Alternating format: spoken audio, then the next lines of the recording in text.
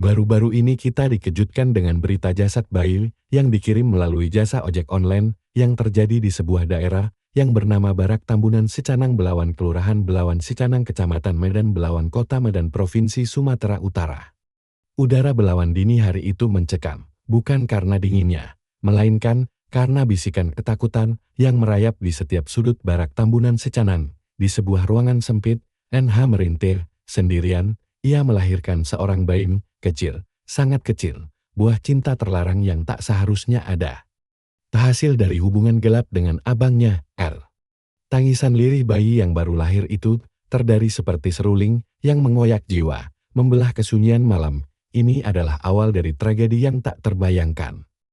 4 hari berikutnya adalah neraka. Bayi itu, yang seharusnya dirawat dengan kasih sayang, semakin lemah, kulitnya pucat, napasnya tersengal. Kepanikan mendorong NH dan R membawa bayi itu ke RSUD 5. Namun, saran tim medis untuk merujuk ke RSUD Dr. Pringadi Medan bak angin lalu. Mereka tak punya data keluarga, tak punya alasan yang sah, dan yang paling menakutkan, mereka tak bisa menjelaskan dari mana bayi itu berasal. Rahasia busuk hubungan sedarah mereka terlalu besar untuk diungkap.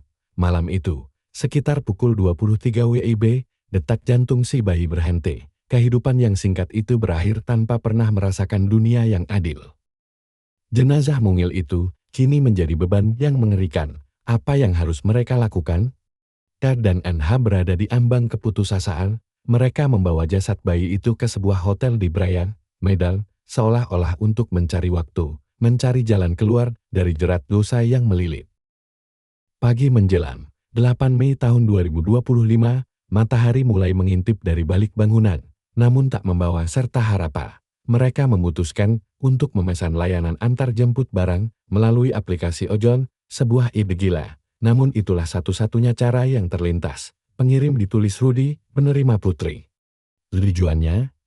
Sebuah masjid di Jalan Ampera 3, Kecamatan Medan Timur, yang berdekatan dengan area pemakaman.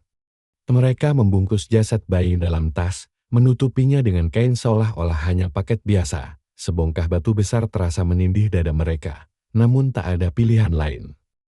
Yusuf Ansari, driver ojol yang menerima pesanan itu, tak punya firasat buruk.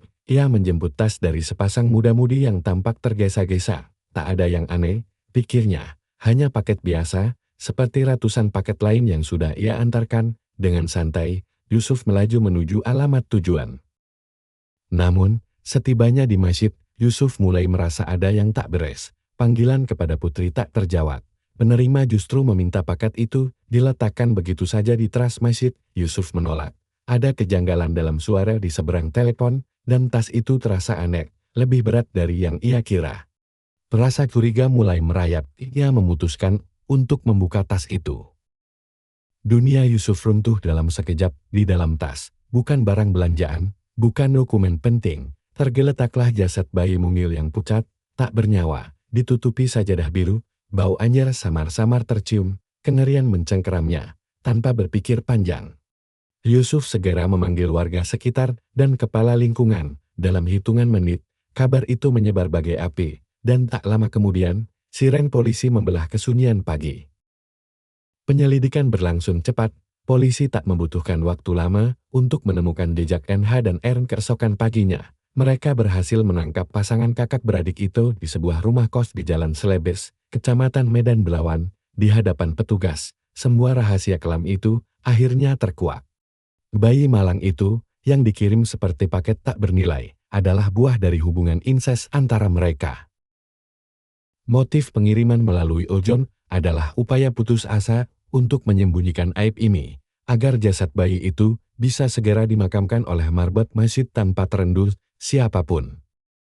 Kini NH dan R mendekam di balik jeruji besi, dijerat dengan pasal 80 Undang-Undang Perlindungan Anak. Sebuah tes DNA akan memastikan kebenaran yang paling pahit dari kisah tragis ini. Kasus ini bukan hanya tentang pengiriman jasad bayi, melainkan cermin gelap dari keputusasaan, aib, dan pilihan kelam yang bisa mendorong manusia pada titik terendah.